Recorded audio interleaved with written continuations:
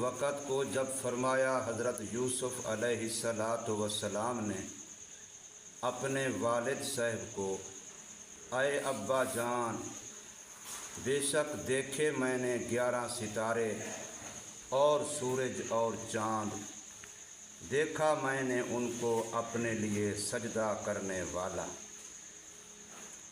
सूरह यूसुफ़ की आयत नंबर 4 आप हज़रात के सामने पढ़ी और तर्जुमा किया है।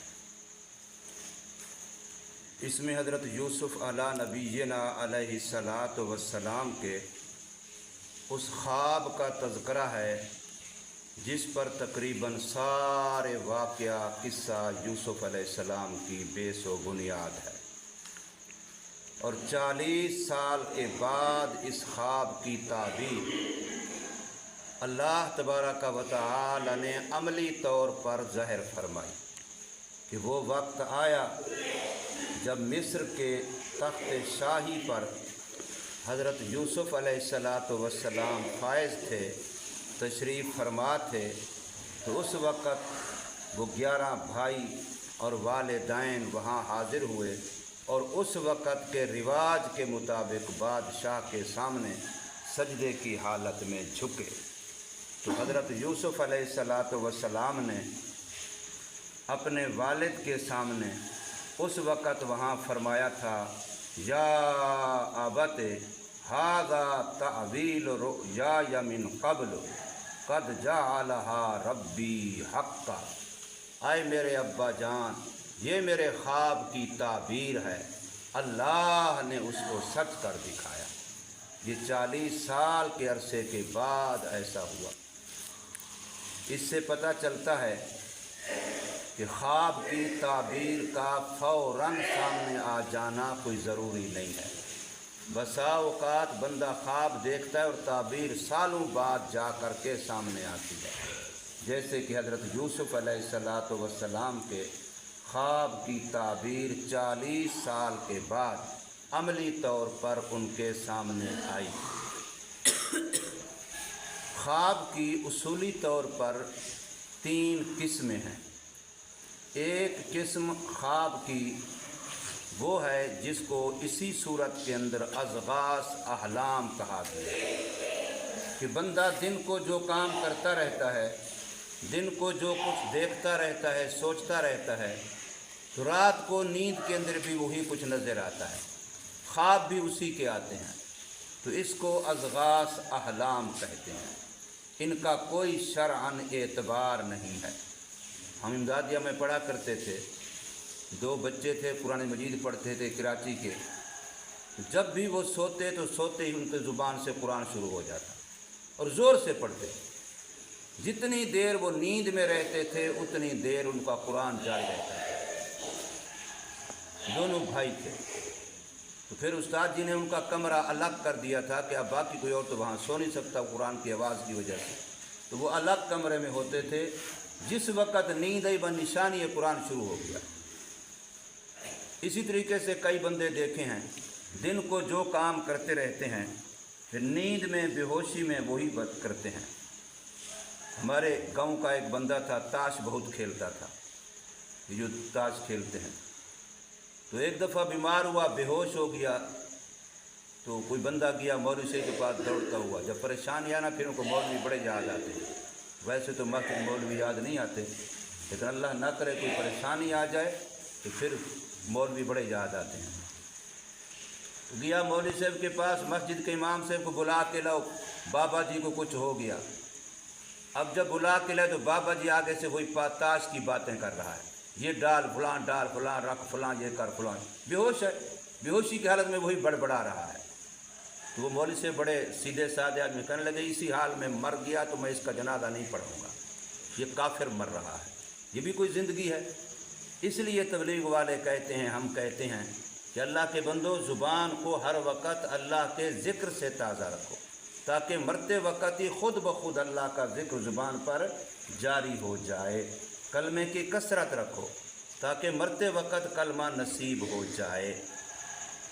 तो एक किस्म ख्वाबों की ये है और ये ला योतबर है, इसका शरअन कोई एतबार नहीं है। दूसरी किस्म ख्वाबों की ये है کہ شیطان بسا اوقات بندے پر کچھ القاء کرتا ہے، بندے کو ڈرانے کے لیے، مختلف قسم کے دھوکے دینے کے لیے، تو شیطانی القاء ہوتے ہیں، شیطان کی طرف سے وساوس و خطرات ڈالے جاتے ہیں اور وہ خواب کی شکل بندے کو نظر آتے ہیں۔ اب وہ شیطان کی طرف سے ہیں کہ نہیں، اس کا پتہ ماہر فن کو لگتا ہے۔ یہ خواب جب ماہر فن کے سامنے بیان کیا جائے، متبع سنت عالم کے سامنے، خیر خواہ کے سامنے بیان کیا جائے، وہ بتا سکتا ہے۔ تیسری قسم خوابوں کی یہی ہوتی ہے جو الہام ربانی ہوتا ہے، اللہ تعالیٰ کی طرف سے ہوتے ہیں۔ اس کو رسول اللہ صلی اللہ علیہ وسلم حدیث میں فرمایا ہے کہ یہ نبوت کے علوم کا 46واں حصہ ہے، نبوت کے علوم کا 46واں حصہ ہے۔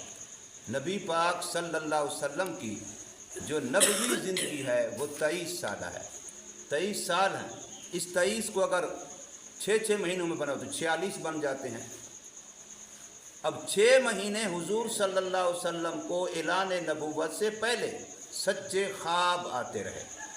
آپ صلی اللہ علیہ وسلم فرماتے ہیں کہ میں رات کو جو خواب دیکھتا، صبح کو بالکل وہی میرے سامنے آ جاتا۔ 6 مہینے پہلے سچے خواب آتے رہے، تو 6 مہینے سچے خواب آتے رہے۔ نبوت کی زندگی 23 سال ہے، پھر 23 سال کو اگر 6 مہینوں میں کیا جائے تو وہ 46 سے بنتے ہیں۔ تو گویا خوابوں کا سچے خواب جو ہیں یہ نبوت کے علوم کا 46واں حصہ ہے۔ لیکن خواب کے بارے میں 2 باتیں ہمیشہ یاد رکھنی چاہیے۔ نمبر 1، اول تو خواب کسی کے سامنے بیان نہ کیا جائے، جو ہونا ہے سو ہونا ہے۔ نمبر 2، خواب بیان صرف اس کے سامنے کیا جائے جو آپ کا خیر خواہ بھی ہو اور اس فن کا ماہر بھی ہو۔ خیر خواہ ہونا بہت ضروری ہے۔ حدیث پاک میں ایک میں آتا ہے کہ خواب معلق رہتا ہے، لٹکا رہتا ہے، رکا رہتا ہے جب تک اس کی کوئی تعبیر نہ بیان کی جائے۔ جب اس کی تعبیر بیان ہو جائے، جیسی تعبیر بیان ہوتی ہے اللہ ویسا خواب کی تعبیر بنا دیتے ہیں۔ یہ ایک حدیث پاک میں آتا ہے۔ اب اگر میں نے خواب بیان ایسے بندے سے کیا جو خیر خواہ نہیں ہے، اس نے تعبیر ظاہر میرے نقصان کی بتانی ہے، جب وہ تعبیر میرے نقصان کی بتائے گا تو وہ معلق خواب نقصان ہی کی تعبیر میں ہو جائے گا، تو میں نے اپنا نقصان خود کیا۔ اس لیے حضرت یوسف علیہ السلام نے جب یہ خواب دیکھا تو اپنے باپ کے سامنے بیان کیا، جو وقت کے نبی بھی تھے اور سب سے بڑے اپنے بیٹے کے محبت و خیر خواہی کرنے والے بھی تھے، لیکن باپ نے فوراً، اگلی آیت میں آ رہا ہے، روک دیا، یہ خواب آپ نے کسی سے بھی بیان نہیں کرنا۔ صرف یہ نہیں کہ ان بھائیوں سے جو سوتیلے ہیں، نہیں، کسی سے بھی بیان نہیں کرنا، حتیٰ کہ وہ بنیامین بھائی جو حقیقی بھائی ہے اور کوئی سوتیلا پن اس کے اندر نہیں ہے، اس کو بھی بیان نہیں کرنا، مطلقاً روک دیا۔ یعقوب علیہ السلام نے حضرت یوسف علیہ السلام کو کہ آپ نے اپنا خواب بالکل بیان نہیں کرنا۔ اور اسی سے یہ بھی پتہ چلتا ہے کہ اللہ نے اگر آپ کو کوئی نعمت دی ہے، چاہے وہ دنیاوی ہے چاہے وہ دینی ہے، تو اپنی نعمت کا اظہار بھی خیر خواہ کے سامنے کریں، ورنہ آپ نعمت کا اظہار بھی کسی ایسے سے کریں گے جو خیر خواہ نہیں ہے تو اس کے اندر حسد کی آگ بھڑکے۔ جیسے یعقوب علیہ السلام نے بیٹے کو اس لیے روکا کہ یہ ایک نعمت ہے جو اللہ نے آپ کو دی ہے، یہ خواب بہت بڑی آپ کی عظمت کا اظہار ہے، تو آپ کے بھائیوں کے اندر حسد پیدا ہوتا ہے۔ وہ کہیں گے اچھا بڑے ہم، اور نمبر یہ لے گیا، شان اس کی اتنا بڑی کہ کل کو ہم اس کے سامنے جھکیں گے اور ماں باپ اس کے سامنے جھکیں گے، اتنا بڑی بات عظمت اس کو مل رہی ہے، تو ان کے دل میں حسد پیدا ہو جائے گا۔ اور ایک حدیث پاک میں بھی یہ آتا ہے، یہ رسول اللہ صلی اللہ علیہ وسلم کی حدیث کا مفہوم بھی ہے کہ اللہ نے آپ کو اگر کوئی نعمت عطا فرمائی ہے، آپ اچھی نماز پڑھ لیتے ہیں، اچھی تلاوت کر لیتے ہیں، تہجد پڑھ لیتے ہیں، خفیہ ذکر کر لیتے ہیں، خفیہ صدقہ کر لیتے ہیں، لوگوں کے سامنے بیان نہ کریں، اس سے بھی ان کو حسد پیدا ہوگا۔ اگر اللہ نے آپ کو مالی لحاظ سے، دنیاوی لحاظ سے کوئی نعمت عطا فرمائی ہے، اپنا فضل فرمایا ہے، تب بھی اس کو ہر ایک کے سامنے بیان نہ کریں، اس سے لوگوں میں حسد پیدا ہوتا ہے، یہ ایک فطری چیز ہے۔ تو حضرت یوسف علیہ السلام کا خواب یہ تھا کہ 11 ستارے اور سورج چاند یہ میں دیکھ رہا ہوں خواب میں کہ میرے سامنے جھک رہے ہیں، مجھے سجدہ کر رہے ہیں، یہ میرا خواب ہے۔ تو اب اس کی تعبیر تقریباً واضح تھی، اور خصوصاً حضرت یعقوب علیہ السلام جو وقت کے نبی بھی تھے ان کے لیے بالکل واضح تھی، لیکن اسی صورت میں آگے آ رہا ہے، پتہ چلتا ہے کہ خواب کی تعبیر ایک مستقل علم ہے، اس کا اس سے تعلق نہیں ہے کہ فلاں بڑا عالم ہے فلاں چھوٹا عالم ہے، یہ ایک الگ مستقل علم ہے۔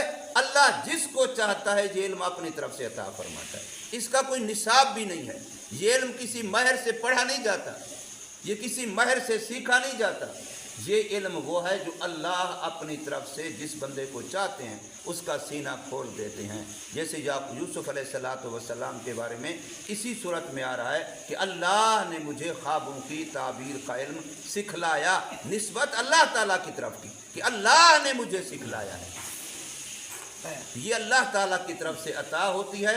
اللہ جس کو یہ نعمت عطا فرما دیتے ہیں تعبیر رویا کا علم عطا فرماتے ہیں۔ تو فرمایا اذ قال، یاد کرو اس وقت کو جب فرمایا حضرت یوسف علیہ السلام نے لے ابیہ، اپنے ابو کو، یا ابت، عربی گرامر کے لحاظ سے اس لفظ کو 4 طریقوں سے پڑھا جا سکتا ہے، یا ابت، یا ابی، یا ابتا، یا ابتا، اور بعد میں یہ بھی آتا ہے یا ابتا ہو، کئی طریقوں سے پڑھا جا سکتا ہے۔ تو فرمایا یا ابت، اے میرے پیارے ابا جان، انی رأیت 11، پکی بات ہے کہ میں نے دیکھے 11 کوكباً ستارے، والشمس اور سورج، والقمر اور چاند۔ عربی گرامر کے لحاظ سے شمس کا لفظ مؤنث ہے اور قمر کا لفظ مذکر ہے، گویا ماں باپ میں سے ایک مذکر ایک مؤنث، تو یہ اشارہ تھا اس بات کی طرف کہ میں نے دیکھا سورج اور چاند کو بھی، رأیتہم لی ساجدین، دیکھا میں نے ان کو اپنے سامنے سجدہ کرنے والا۔ اب یہ خواب ہے، اس کی تعبیر، تو تعبیر حضرت یعقوب علیہ السلام واضح نظر آئی، اس لیے فرمایا بھائیوں کے سامنے ذکر نہیں کرنا۔ بھائیوں کو اصل حسد پہلے سے تھا کہ یہ چھوٹا سب سے یہ ہے، لیکن ابو پیار اس سے زیادہ کرتے ہیں، یہ حسد پہلے سے تھا۔ اب یہ تھا کہ اگر اس خواب کا بھی پتہ چلے گا تو ان کے اندر حسد کی آگ اور زیادہ بھڑک اٹھے گی۔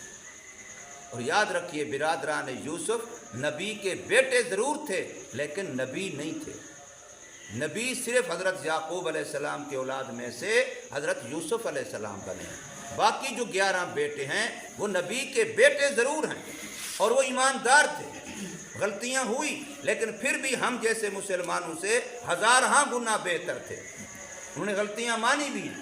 اللہ نے ان کی موت سے پہلے اسی صورت کے آخر میں آئے گا کہ اللہ نے ان کو اس پر توفیق عطا فرمائی، باپ سے بھی معافی مانگی اور ان سے دعا کی درخواست کی، بھائی سے بھی معافی مانگی، تو گویا وہ اپنا کھاتا صاف کر گئے غلطیوں کا، لیکن ان میں سے کوئی نبی نہیں تھا کہ بعض لوگوں نے یہ لکھ دیا کہ وہ سارے نبی تھے تو اس پر پھر جو ان کی غلطیاں ہیں ان کو بھی نبوت کے کھاتے میں ڈال دیا جائے، ایسا نہیں ہے۔ تو فرمایا کہ میں نے دیکھا خواب، تو باپ نے اگلی آیت میں آ رہا ہے روک دیا ہے کہ ابو کسی کے سامنے خواب بیان نہیں کرنا۔